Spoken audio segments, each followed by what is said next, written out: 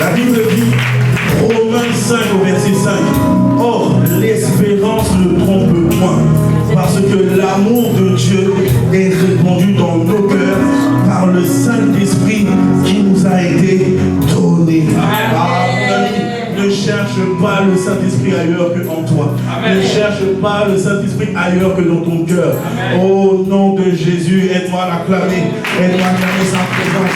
Aide-moi à acclamer. Aide-moi à l'honorer. Aide-moi à le célébrer. Aide-moi, aide-moi. Oh Seigneur, merci. Nous te rendons grâce.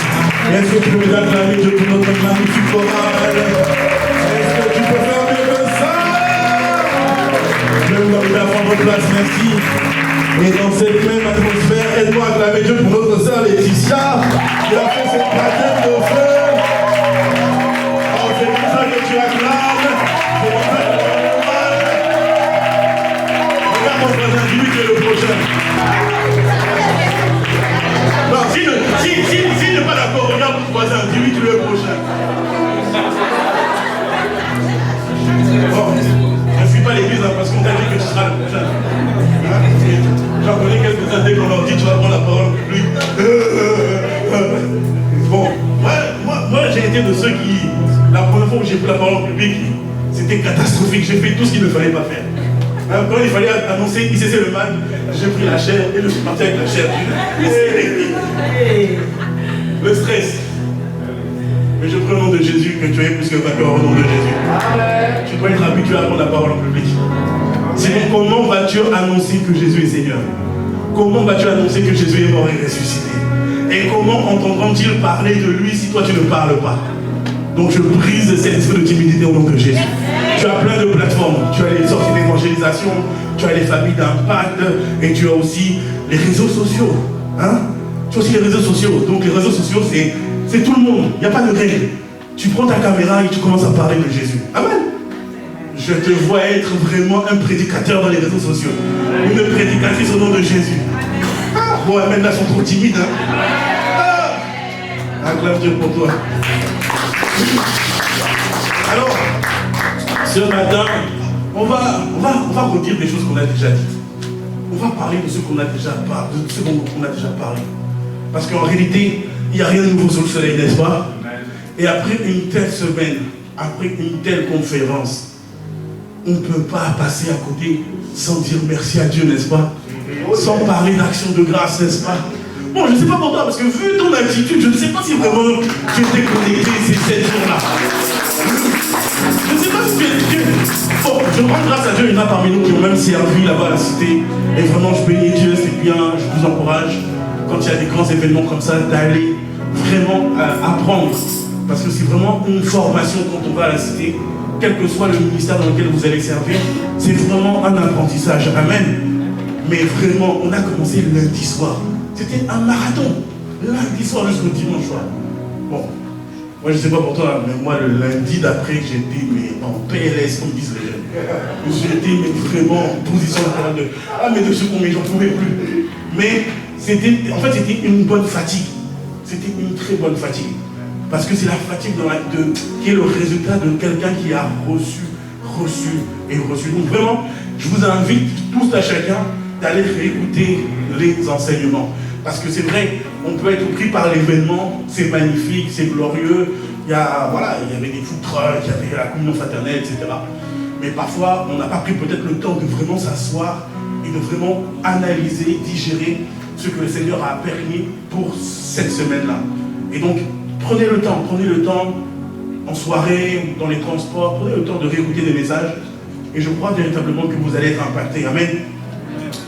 Mais, comme je pouvais le dire mercredi, lors de notre temps d'affermissement, vous savez, après de tels moments, justement quand les corps sont un peu fatigués, il peut qu'on tombe dans une forme d'assoupissement. Il se peut qu'on tombe dans une forme de nonchalance spirituelle. Hein. Je parle vraiment côté spirituel, parce que le corps est fatigué, donc du coup, on se dit, aujourd'hui, j'avais l'habitude de prier 30 minutes, la flemme, je suis fatigué. J'avais l'habitude de méditer, encore, mais j'ai fait déjà une semaine. Vous voyez, et ça peut arriver. Et quand ça arrive, ne te culpabilise pas. Amen. Ne te culpabilise pas, la Bible déclare qu'il y a point de condamnation ceux qui sont dans triste. Ok? Donc ça peut arriver. Mais quand ça arrive, il faut que tu sois quand même en état de vigilance. Il faut que tu sois en état d'éveil. Amen. Parce qu'il ne faut pas que ça bascule. Parce que bon, j'ai envie de te dire, quand on arrive dans ce genre de mode, on est parfois comme sur une pente qui glisse. Hein, d'accord? Et ça arrive à tout le monde. Ça arrive à tout le monde. Le PP samedi même en parlait par rapport à sa fatigue corporelle. Mais quand on est en train de glisser vers cet état, il y a une manière d'être. Il y a une manière de se comporter. Celle-ci, c'est toujours de rendre grâce à Dieu. C'est toujours d'avoir les regards fixés sur Dieu. C'est toujours de prier, mais sans pour autant être dans une prière à Kayaba. Non, mais de toujours regarder Dieu et lui dire Seigneur, merci, je te rends grâce pour tout ce que tu as fait, etc. etc. Vous voyez ce que je veux dire? Mais, et c'est ça le sujet du message que je veux vous donner aujourd'hui. Pourquoi? Parce que sans cette attitude-là, eh ben, on va être surpris de voir. J'ai été extrêmement béni pendant toute la semaine. Je suis rechargé. J'ai été même rechargé. Mais bizarrement, la semaine qui suit, eh ben, cette fatigue, en fait, elle va se manifester par différents aspects. Vous allez avoir bizarrement des gens qui vont venir vous discuter. Vous allez avoir parfois comme ça des choses où les gens vont chercher à vous offenser. Vous allez avoir parfois peut-être des collègues avec qui c'était bien, mais d'habitude, mais là on dirait qu'il y a comme une gêne. Vous allez avoir peut-être dans les relations familiales, dans les couples, il y a toujours une faille que l'ennemi va vouloir chercher à exploiter. Ok? Pourquoi? Parce qu'il a compris que tu as reçu la clé pour vivre la vraie vie, la vie de Christ en toi. Donc son objectif, c'est que tu ne te déploies pas dans ce sens-là. Donc, les amis, si tu pensais qu'on n'était pas en guerre spirituelle, on est en guerre spirituelle. Regarde ton ami, regarde ton voisin, dis-lui, on est en guerre spirituelle. Non, dis-lui, parce que je crois que... On est en guerre spirituelle. On est véritablement en guerre spirituellement. C'est-à-dire que l'ennemi, sans cesse, lorsqu'il a été dégagé, lorsqu'une lumière s'est allumée dans notre cœur, une lumière de connaissance, l'ennemi sort, c'est vrai, il est parti. Mais en fait, la Bible déclare qu'il ne va pas loin. Il va chercher à se renforcer pour revenir encore. Et systématiquement, c'est ce qu'il fait. Dès lors qu'il voit que tu as fait un pas en avant, il va chercher une nouvelle dimension de puissance pour te combattre. Mais je te déclare au nom de Jésus, tu es plus que vainqueur. Amen. Oh, dis-moi pour Amen. Amen. Tu es plus que vainqueur. Dis-le avec moi, je suis plus que vainqueur. Je suis plus que vainqueur. Alors ce matin, on veut comprendre une stratégie, une clé que le Seigneur nous donne. Tu as déjà peut-être entendu ce message, mais comme je dis, la science vient de la répétition. Parfois tu as peut-être entendu, mais est-ce que tu as compris? C'est une autre affaire. Matthieu 7, 24 nous dit quoi? Celui qui entend et qui met en pratique. Mais pour mettre en pratique, il y a une étape qui n'est pas clairement dite ici, c'est la compréhension, c'est la clarté. Et Jean 1 va nous dire, au commencement était la parole était Dieu, était avec Dieu, la parole était Dieu, et toutes choses ont été faites par elle. Plus loin, il va être dit que cette parole était la lumière des hommes. Donc ça veut dire que les hommes marchaient dans l'obscurité, mais il fallait que cette lumière puisse apparaître pour qu'ils puissent marcher dans la clarté. Amen. Et c'est ton partage dans le nom de Jésus. Amen. Parce que quand tu vas comprendre la notion d'action de grâce, je ne dois pas t'arrêter seulement à dire oui, je rends grâce, oui, je connais, oui, j'ai entendu. Mais tu vas te mettre en mouvement. Tu vas la mettre en pratique. Amen.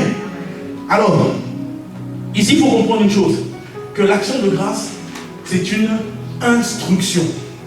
Dis avec moi, instruction. Ok.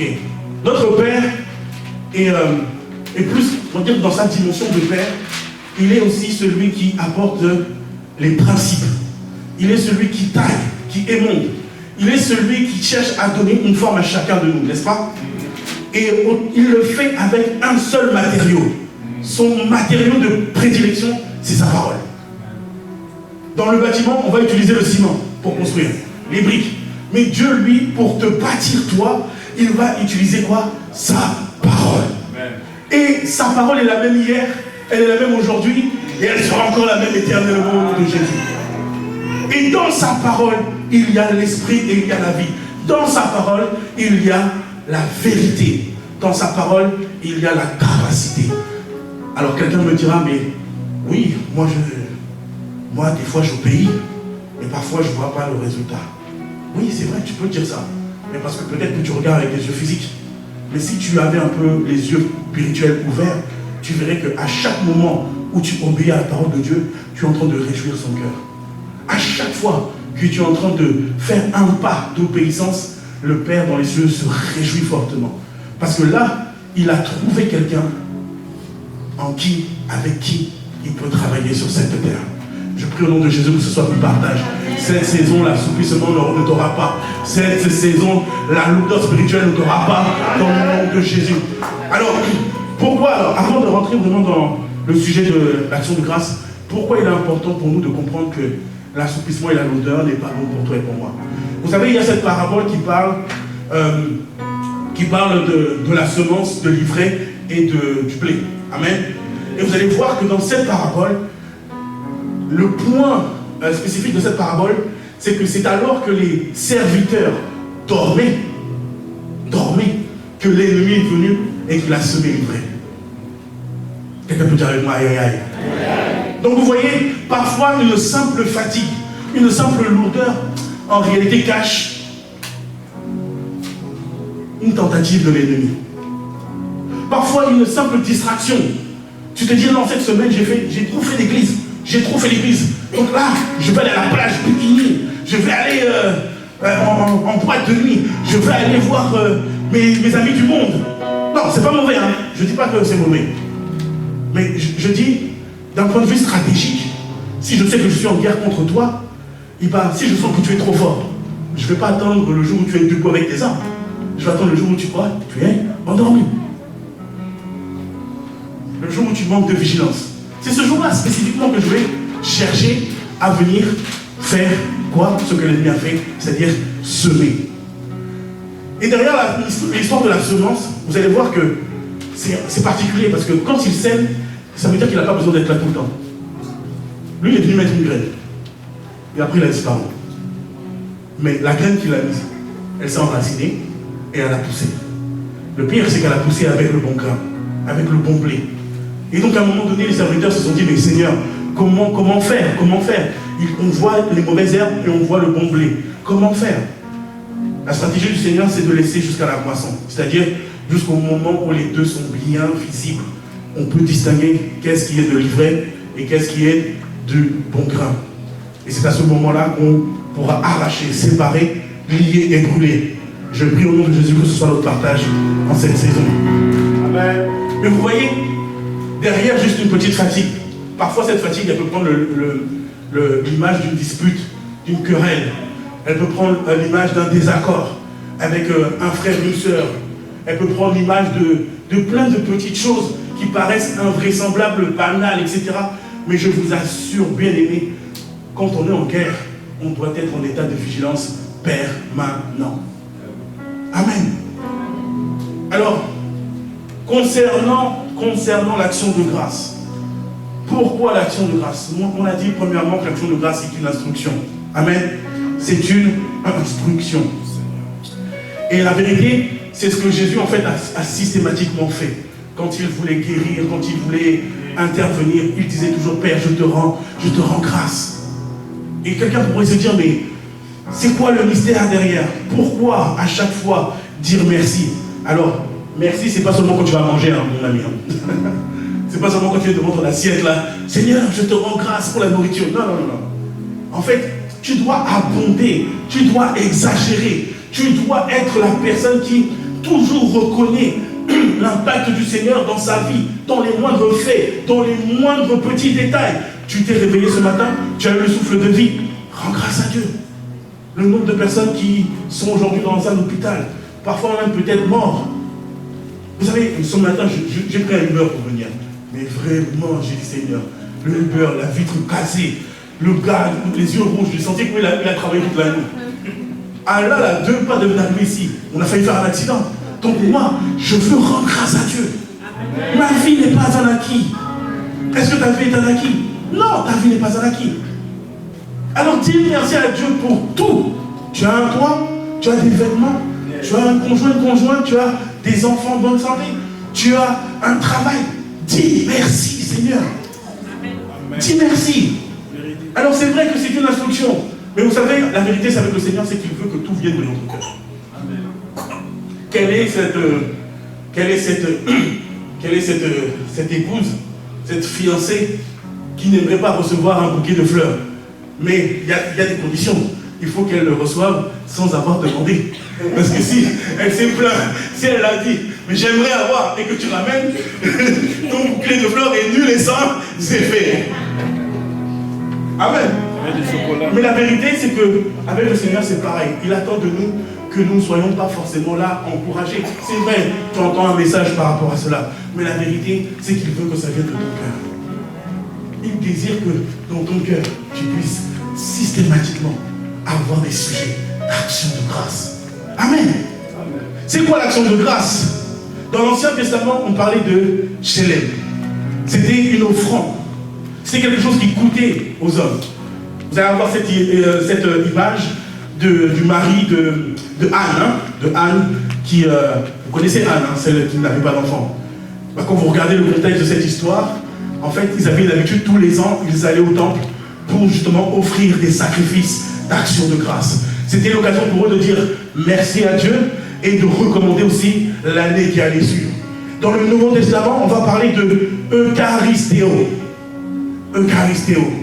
Et ici derrière, il y a la notion, en fait, d'une attitude de reconnaissance, d'une attitude où tu as envie de dire merci, merci continuellement. Et c'est ce qu'on va lire dans les versets suivants. Éphésiens 5 au verset 20. Rendez continuellement grâce pour toutes choses. Dis avec moi, pour toutes choses. Donc, quand je dis pour toutes choses, il y a parmi les toutes choses là, il y a des événements où il y a des choses que tu voulais absolument, que le Seigneur n'a pas permis tout de suite. Il y a des choses pour lesquelles tu te bagarres, tu t'organises, tu mets l'argent de côté, tu mets ton énergie, mais Dieu n'a pas permis ça maintenant. Alors, l'homme charnel mettra en lui quoi? La déception, la tristesse, le découragement. Mais l'homme spirituel, regarde le mot, rendez continuellement. C'est-à-dire systématiquement, seconde après seconde, minute après minute, jour après jour, mois après mois, il y aura toujours un sujet pour toi de dire merci. Père, j'ai pas eu ce que je voulais, mais je te dis quand même merci. Amen. 1 Thessaloniciens 5 au verset 18. Rendez grâce en toutes choses, car c'est à votre égard la volonté de Dieu en Jésus-Christ. Vous savez, l'action de grâce va venir comme envelopper votre cœur. Il va venir comme être un bouclier pour votre cœur, pour éviter que vous puissiez sombrer dans l'amertume, le découragement et la tristesse. Amen.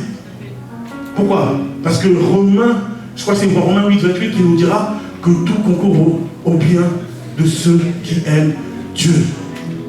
Et c'est vrai que c'est pas simple. Ce n'est pas simple.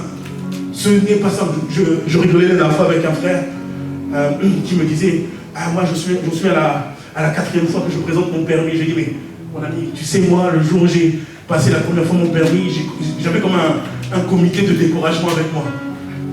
Je ne citerai pas le nom ici. Mais quand je fais l'examen, j'arrive presque au retour. Donc à la fin, il nous reste 100 mètres à peine. Je dois faire un déboîtement. Je déboîte, mais apparemment, d'après l'inspecteur, je n'avais pas fait mon contrôle correctement. Donc elle a mis les pieds sur les pédales et là, je savais que c'était fini. Vous savez, j'ai marché de la ville, Créteil, jusqu'à Vitry. Et il y a un chant chez nous, là, comme ça, un chant qu'on met dans les enterrements, qui tournait au bout de ma tête. Je dis là, Seigneur, ah Seigneur, ah Seigneur. Et puis, quand j'en parle à quelques personnes, j'ai encore un comité de découragement. J'ai dit, ah papa, vraiment. Mais à cette époque-là, je n'étais pas en Christ. Je ne connaissais pas la nature de l'action de grâce.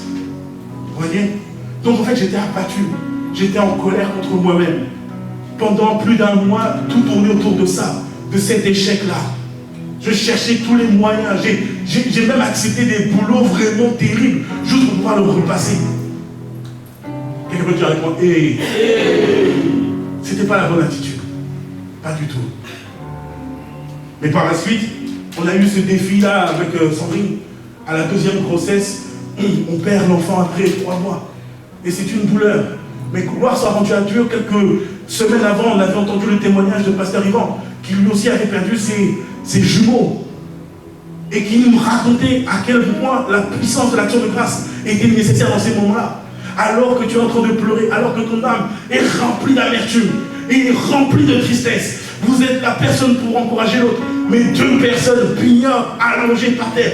En fait, le désir là est d'accuser Dieu. Le désir est de poser la question à Dieu, mais pourquoi tu as permis cela? Mais, alors que ton âme est attristée, mais que ta bouche puisse dire, Seigneur, je ne veux pas t'accuser, mais je veux te dire merci. Je te dis merci. Père, je te rends grâce. Père, je te bénis. Père, je veux juste te dire à quel point tu nous as fait du bien. Ce n'est pas la circonstance qui définit ton amour pour nous. Ce n'est pas la circonstance qui définit que tu nous aimes moins, que tu nous as rejetés, que tu nous as abandonnés. Nous refusons que de notre bouche une accusation monte vers toi. Mais Père, ce sont des actions de grâce. Et vous savez, il y a ce verset qui dit que ceux qui sèment avec l'âme récolte avec chant d'allégresse. Je prie au nom de Jésus que ce soit ton partage. Je prie que là où hier tu avais l'habitude de te lamenter à cause de ce que tu comprends de l'action de grâce, aujourd'hui tu décides, même si tes larmes coulent. Vous savez, et je parle surtout aux hommes. Je parle surtout aux hommes. Pleurer c'est normal. Pleurer c'est normal. Jésus devant la tombe de Lazare, il est écrit qu'il pleura. À plus forte raison, qui es-tu pour ne pas pleurer? Oh non, tu es un homme, ne pleure pas, les hommes ne pleurent pas. C'est faux. Tu peux pleurer et tu as raison de pleurer devant Dieu. Amen. Et voilà, soit rendu à Jésus. On a eu par la suite deux beaux enfants, deux merveilleux enfants qui sont pleins de santé. Voilà. Et nous savons que à ce moment où nous étions en train de pleurer et de dire Seigneur, tout t'appartient et on te rend grâce, etc. On a mené quelque chose de particulier dont je vais parler à un instant. Pourquoi? Parce que l'action de grâce a deux caractéristiques, je dirais même deux bénéfices. Le premier bénéfice, dis avec moi, premier bénéfice, c'est que ton cœur sera rempli de joie. Alors que bien que l'événement est peut-être douloureux, triste, mais lorsque tu seras de celui qui obéit à cette instruction, il va y avoir une paix qui va te saisir. Mon ami, cette paix-là n'est pas une paix que les hommes donnent, n'est pas une paix que l'argent donne, n'est pas une paix même que ton épouse, ton mari peut te donner, n'est pas une paix que les enfants peuvent donner, n'est pas une paix annoncée par le président même de la République. Ce n'est pas une paix qui vient de ce monde, mais c'est une paix qui vient du prince de la paix qu'on appelle Jésus. Et lorsque cette paix vient en toi, elle vient calmer les flots, elle vient calmer les agitations, elle vient calmer un cœur qui voulait seulement se lamenter, mais elle vient calmer un cœur. Et je t'assure, c'est là la clé pour traverser la vallée de l'ombre de la mort. Moi, j'ai jamais compris ce verset. Je dis, mais comment tu peux traverser la vallée de l'ombre de la mort sans inquiétude, sans craindre quoi que ce soit? Parce que la vallée de l'ombre de la mort, bon, moi je m'imagine, par le passé j'aimais beaucoup regarder les films d'horreur. Donc je m'imagine des ogres par là, je m'imagine des démons par-ci, je m'imagine des bruits bizarres. Et je me dis, mais comment faire pour traverser cette vallée-là? Mais quand le prince de paix est avec toi, quand le prince de paix est en toi, mon ami, en fait, tu seras même surpris de te voir toi-même ne pas trembler. Tu seras même surpris de voir toi-même ne pas bouger. Tu te verras toi-même surpris. Pourquoi? Parce que cette fois-ci, tes regards ne seront plus fixés sur les choses qui hier te faisaient trembler, mais elles seront fixées sur le roi de gloire. Elles seront fixées sur le prince de la paix. Elles seront fixées sur Jésus, le merveilleux, le glorieux. Donc tu as tout intérêt. Ne fais pas comme nous autres hier. Vous savez, Galates 5 va nous dire, marchez selon l'esprit et vous n'accomplirez pas les choses de la chair. Pourquoi? Parce que les deux sont diamétralement opposés. Donc, si je suis là et que... Viens ma soeur, pardon. Viens, s'il te plaît. Je vous demande un peu d'aide, s'il vous plaît. Toi, tu vas jouer le rôle de la chair. Ok? Pardonnez au... Donc toi, tu joues le rôle de la chair. Toi, tu vas jouer le rôle de l'esprit. Alléluia, acclame Dieu. Donc, moi maintenant, je suis au milieu. Je suis au milieu. Toi, l'esprit, tu vas m'appeler. Essaye de chercher à me prendre. Bon, allez, tiens, prends ma main. Viens, prends ma main. Ok. Bon, là vous avez tous les deux, vous appliquez la même force. Mais en réalité, qu'est-ce qui va faire flancher dans le côté de l'autre? En fait, c'est mon cœur. Et c'est l'obéissance que je vais avoir, soit à l'un, soit à l'autre. Bon, ça c'était nous hier.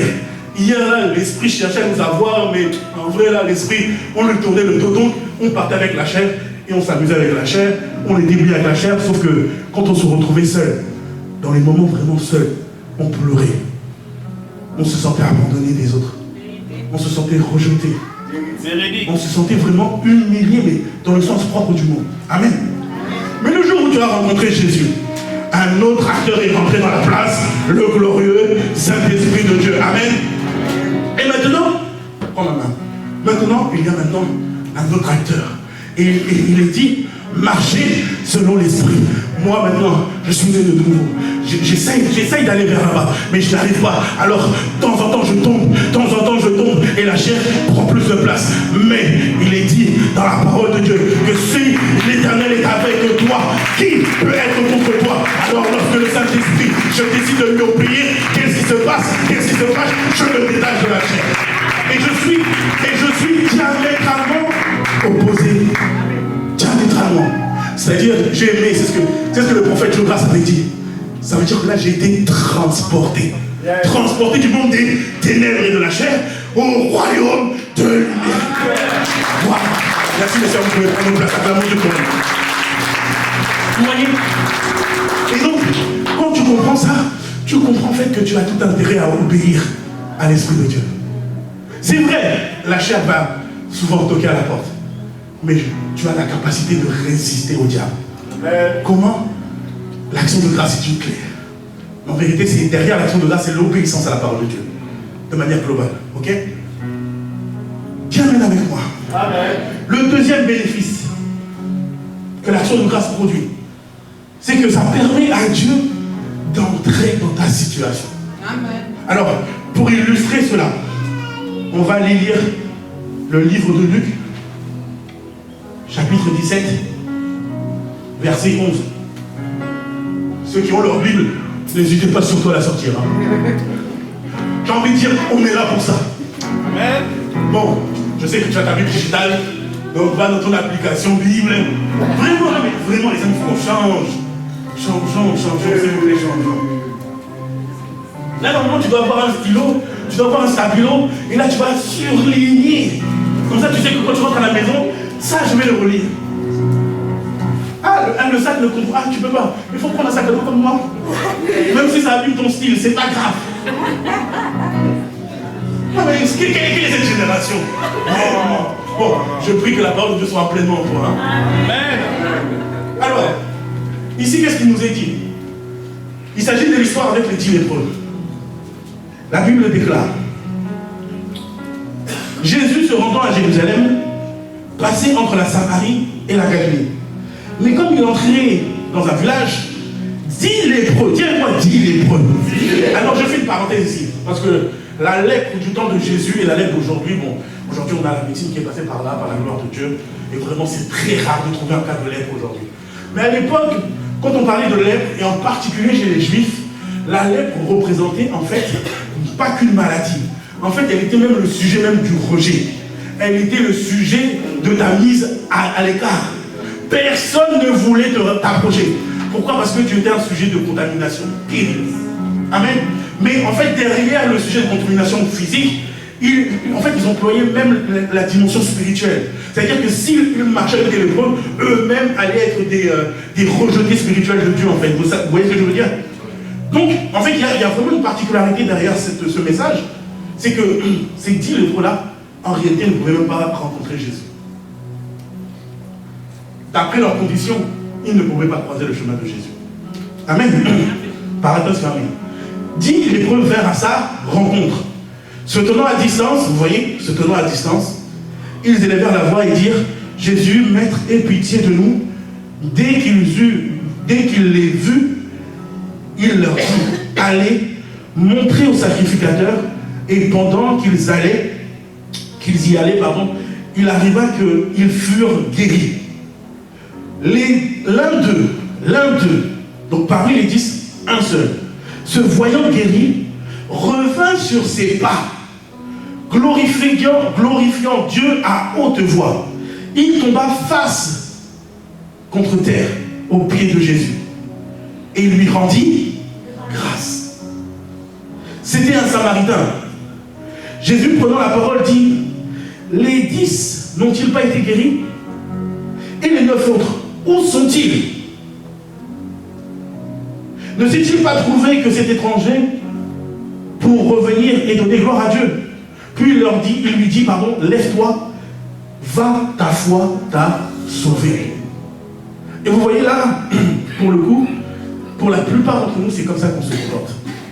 Comme les 9. Dit et. Non, c'est vrai. C'est vrai. Quelqu'un t'a fait du bien, mais tu ne prends pas le temps d'aller lui dire merci.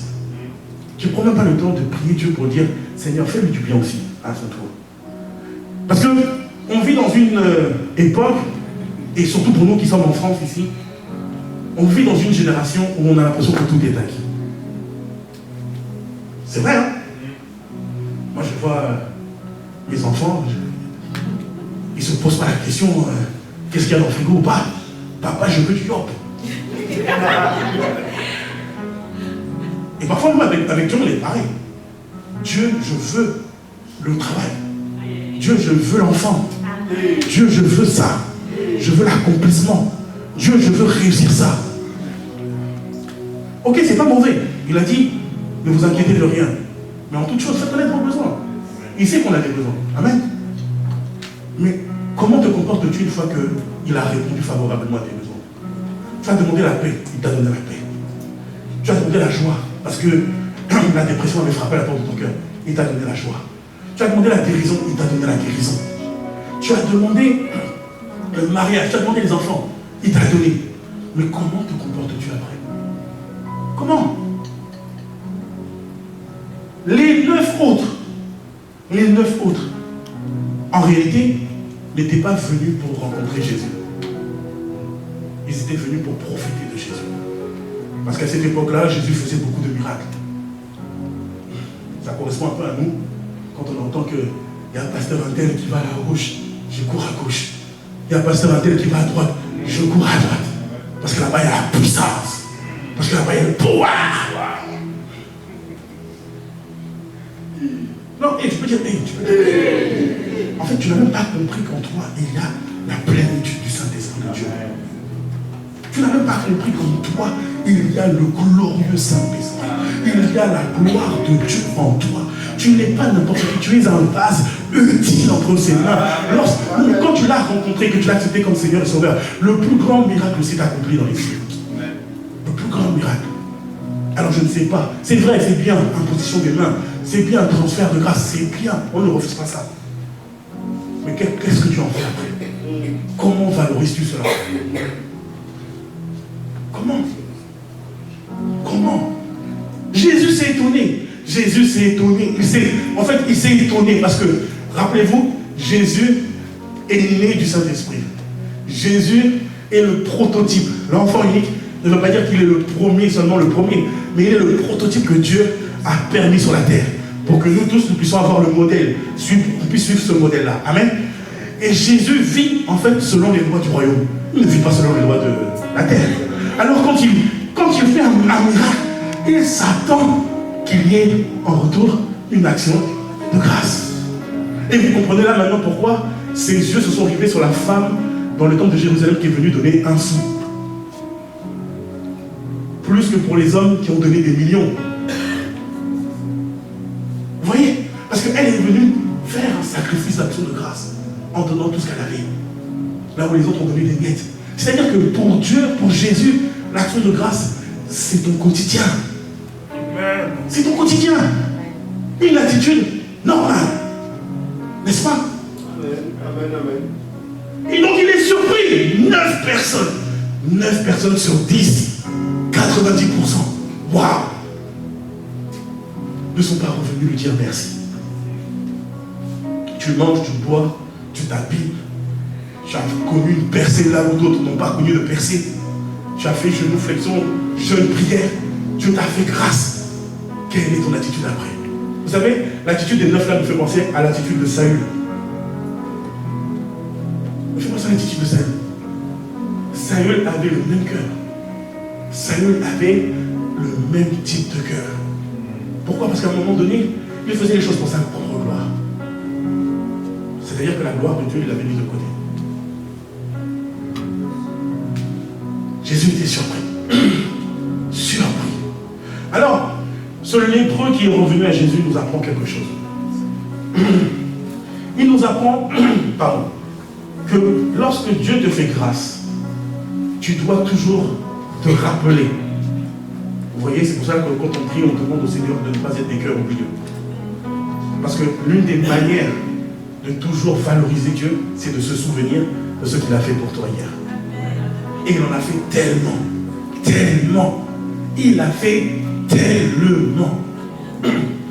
Et quand tu viens et que tu vas dans la prière, moi c'est pour ça que les personnes qui disent que je prie seulement 2 minutes ou 1 minute, je ne comprends pas.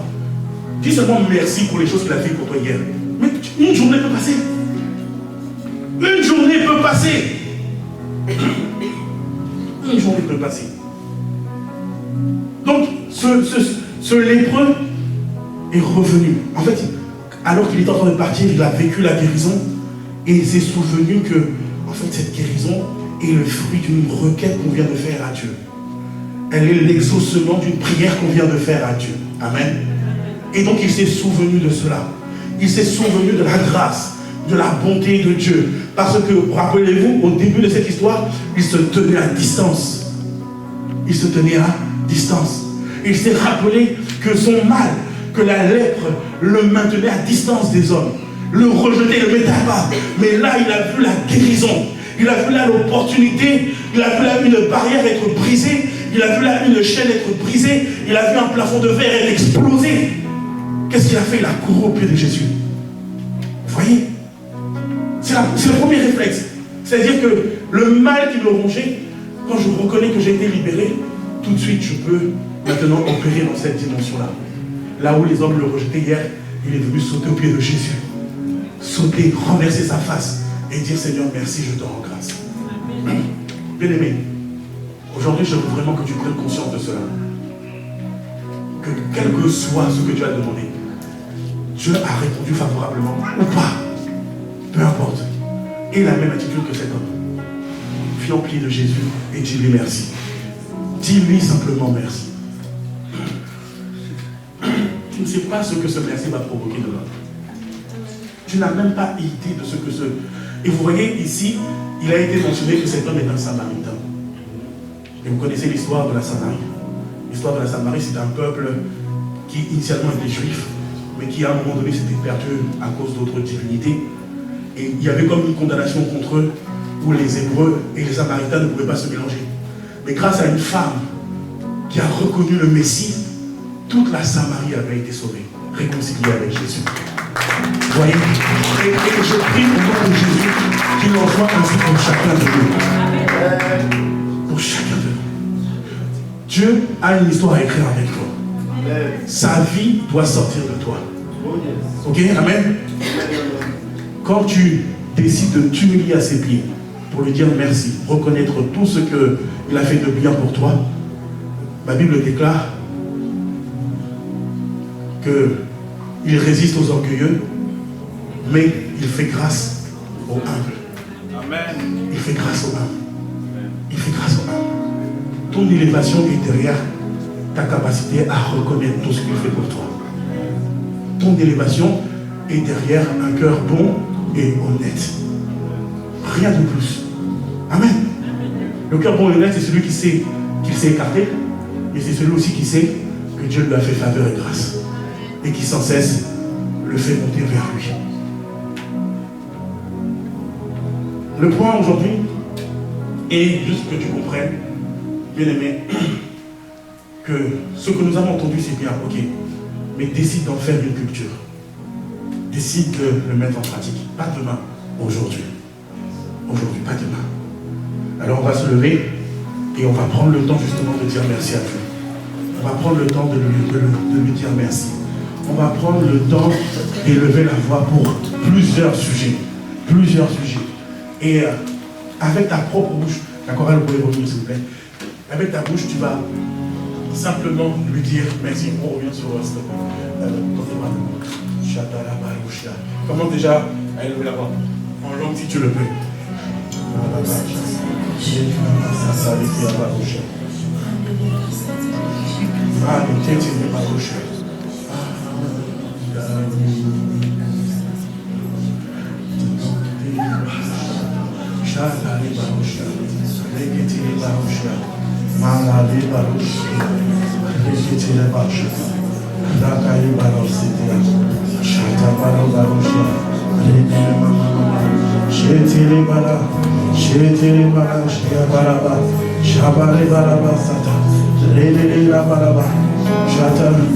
Dans tes bras,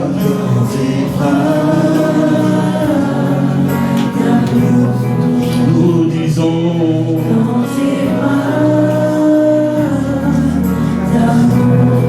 dans tes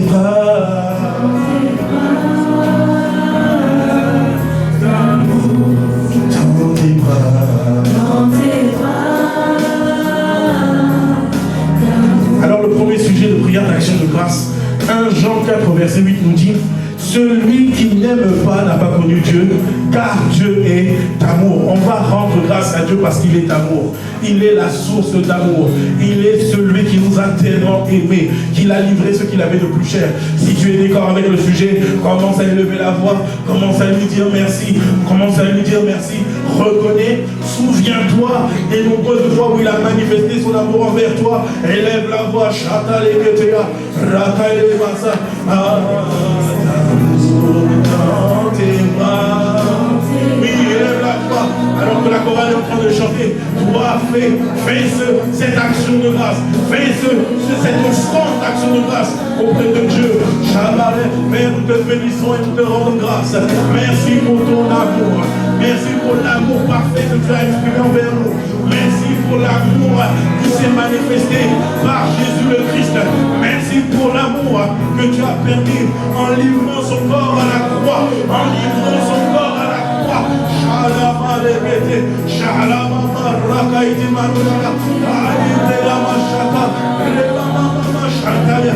Oh oui, nous te bénissons, nous te rendons toute gloire. Tu es digne de recevoir notre louange et notre adoration, parce que tu nous as aimés le premier. Là où les hommes nous avaient rejetés, là où les hommes nous avaient mis de côté, là où les hommes nous avaient condamnés et jugés, toi tu nous as accueillis dans tes bras, tu nous as accueillis dans ton amour, tu nous as accueillis et tu as fait de nous tes enfants.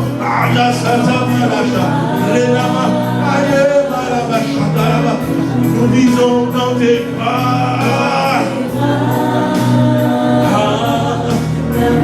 dans tes bras.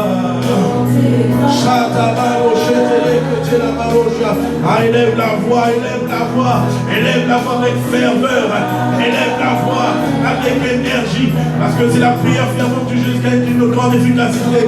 Ah, dis-lui merci, dis-lui merci. Ah, dans tes bras, oh, dans tes bras.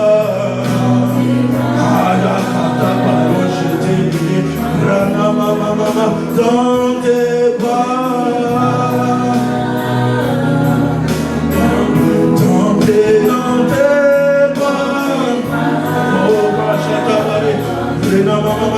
dans le nom de Jésus, nous allons élever pour ce second sujet. Jean 3, 17 nous dit: Dieu en effet n'a pas envoyé son Fils dans le monde pour qu'il juge le monde, mais pour que le monde soit sauvé par lui. Tu as été sauvé par sa grâce. Tu n'as rien fait, mais tu as été sauvé par son amour. Il n'est pas venu te juger, te condamner, mais il est venu te sauver toi, parce que tu comptes à ses yeux. Il a dit que tu es la prunelle de ses yeux. Il a formé un corps, il a mis son esprit en toi. Il a des projets de paix, non de malheur qu'il a prévus pour toi. Alors bien aimé, je t'en supplie, élève la voix et rends-lui, dis-lui merci, rends-lui une excellente action de grâce, rends-lui grâce de ce qu'il t'a sauvé. Dis-lui merci, c'est une occasion pour toi de lui parler. Il est ton Père, parle-lui avec tes propres mots. Dis-lui, Père, nous te disons merci de ce que tu nous as sauvés. Nous te disons merci parce que nous étions enlisés dans le péché. Nous étions, Père, de ceux qui étaient des menteurs, des voleurs, des prostituées. Ah là, Chatra, la paix était là. Ah, il y a des meurtriers. Mais par ton immense amour, ah, Yakanaba, tu nous as attirés à toi et tu as fait de nous tes enfants, tu as fait de nous tes fils, tu nous as transportés, tu montes des ténèbres à ton admirable lumière, tu as fait de nous des vases que tu remplis de toi. Alors Père, nous te rendons grâce, Père, nous te bénissons. Ah, et dans tes bras, élève la voix, dis-lui merci de ce qu'il t'a sauvé, dis-lui merci de ce qu'il t'a sorti de la belle manière de vivre des pères. Toute condamnation qui était sur ta vie, toute humiliation qui était sur ta vie est arrachée dans le nom de Jésus parce qu'il t'a sauvé, sauvé, sauvé.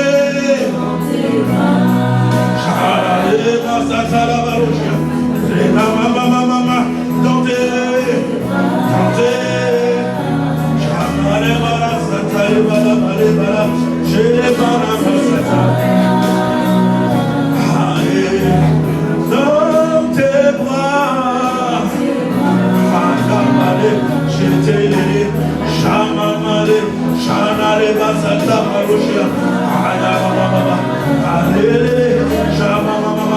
et dans tes... Père, merci. Troisième sujet de prière, Romains 5 à partir du verset 8. Mais Dieu prouve son amour. Dieu prouve son amour envers nous, en ce que lorsque nous étions encore des pécheurs, Christ est mort pour nous. Christ est mort pour nous. Tu es le résultat de sa grâce.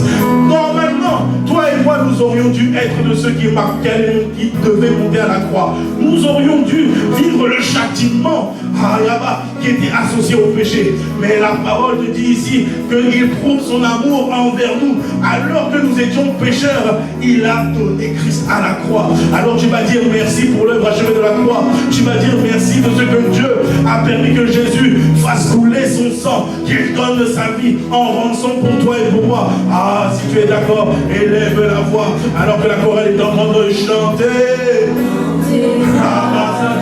Oh oui, bien aimé, aujourd'hui on a décidé de ne pas demain pour dire merci. Alors je te donne quelques sujets, je te donne quelques exemples de sujets que tu peux, sur lesquels tu peux t'appuyer pour dire merci à Dieu. Merci Père pour l'œuvre achevée de la croix. Merci pour le sang qui a coulé à la croix. Merci pour la vie de Jésus que tu as permis, sans laquelle nous ne serions pas sauvés ni réconciliés avec toi. Alors Père, gloire te soit rendue, gloire te soit rendue. Père, nous disons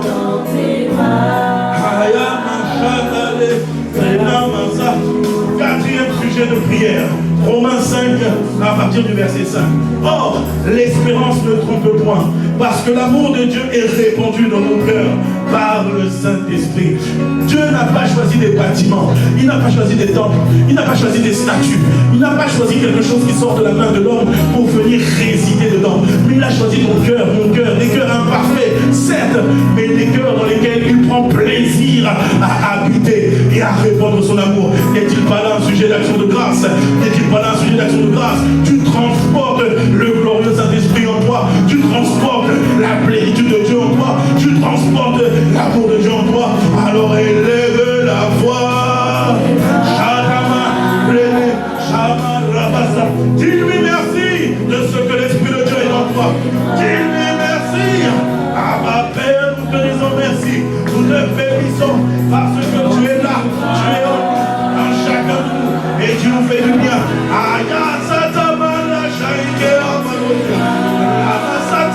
Merci pour la présence du glorieux Saint-Esprit.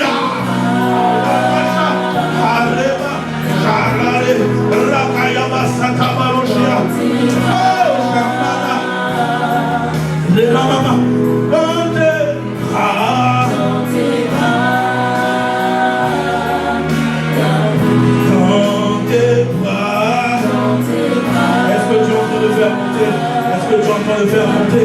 Ah, dans tes bras, dans tes bras.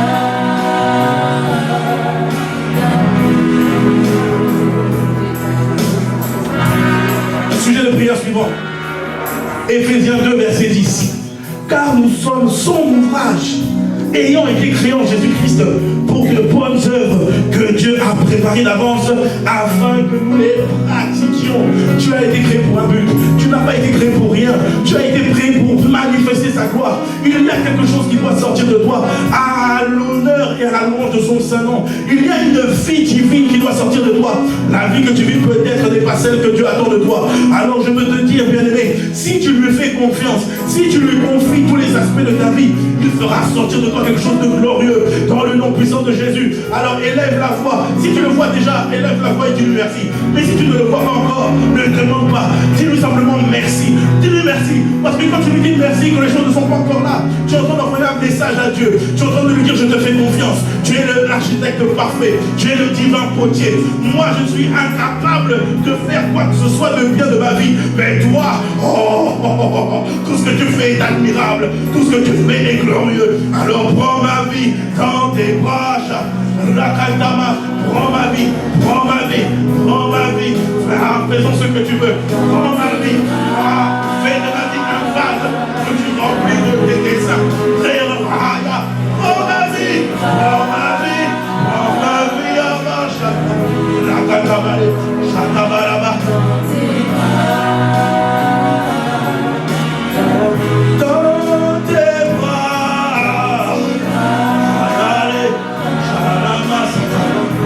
Mama, Shada Baba, Shede, Shabarabara. Dans tes bras,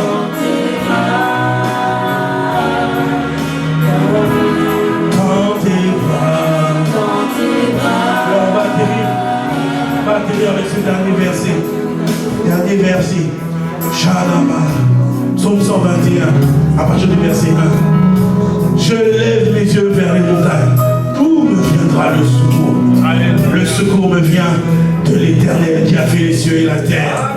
Il ne permettra point que ton pied chancelle. Celui qui te garde ne sommeillera point. Voici le sommeil ni ne dort. Celui qui garde ta vie.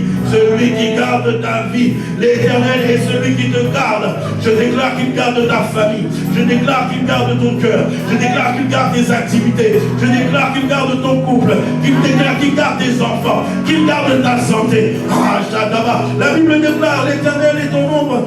Et ton ombre est ta main droite. Pendant le jour, le soleil ne te frappera pas, ni la lune pendant la nuit. L'Éternel te gardera de tout mal. Il gardera ton âme. L'Éternel gardera ton départ et ton arrivée dès maintenant et à jamais. Oh, action de grâce parce qu'il est ton protecteur. Action de grâce parce qu'il est ton bouclier. Action de grâce parce qu'il veille sur ta vie. Alors est-ce que tu peux élever la voix? Est-ce que tu peux lui dire merci? Quand tu lui dis merci, tu es en train de provoquer la libération des anges célestes autour de toi. Tu es en train de provoquer la libération d'un groupe de fer au-dessus de ta vie. Tu es en train de provoquer la libération, la chataba, du système anti-attaque, anti-enchantement que Dieu a prévu pour ta vie. Et bien, je veux te dire, même si l'ennemi a essayé de te faire trembler, même si l'ennemi a essayé de te bousculer un peu, non, quel est ce soldat qui ne s'entraîne pas, ne peut pas être fort? Cela n'a pas été pour te détruire, mais cela est pour que tu puisses expérimenter la puissance de Dieu dans ta vie, dans tes chats. Dis-lui merci, dis-lui merci, dis-lui merci.